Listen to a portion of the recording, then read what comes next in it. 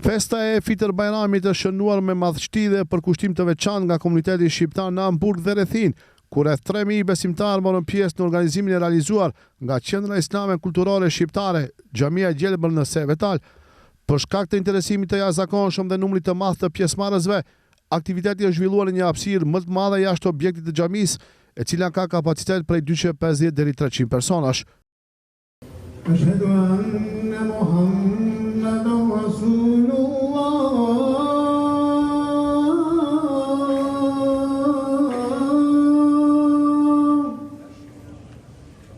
Programi i Bajramit ka filluar me faljen e namazit të Bajramit dhe mbajtjen e hutbes për të vijuar më pas me një program festiv të pasur shpirtëror dhe kulturor.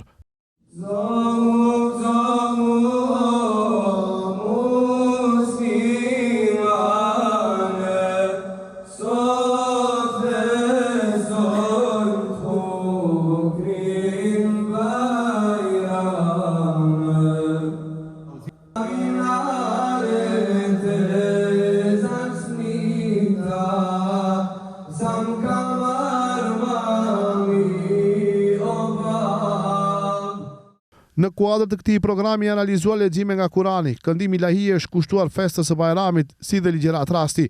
Programin e udhëhoqi imami i xhamisë Ensar Sinani, magjistri i së drejtës islame dhe orientalistikës, si dhe imami mysafir për muajin e Ramazanit Hafiz Xhelil Avziu. Të dashur vëllezër, sot është dita e gëzimit. Në këto çaste të Bajramit buzëqesh fytyra e muslimanëve. Elhamdulillah, sot është ditë hareje. Sot është dita ku ne elhamdulillah e dëshmuam që triumfuam mbi nevojat tona dhe kryem një obligim adhurimin që Allahu xhallahu na ka. Sot është dita ku gëzimi dhe hareja duhet të përfshijë çdo cep e çdo kënd të botës islam. Sot është dita kur secili duhet të shtrihë dorën e pajtimit. Sot është dita për cilën Allahu xhallahu na thotë: muslimanët, besimtarët janë vetëm vëllezër, prandaj pajtoni midis vëllezërve tuaj dhe keni frikë Allahun xhallahu nëse doni të mëshiroheni. E pejgamberi sallallahu alaihi wasallam në hadithin e tij tha: mos e urreni njëri tjetrin, mos e xhelozoni njëri tjetrin, mos flisni pas shpinës së tjetrit dhe bëhuni o robër të Allahut vëllezër. Dhe dijeni se nuk e ka të lejuar vëllau musliman të mos i flas vëllait të tij më shumë se 3 ditë.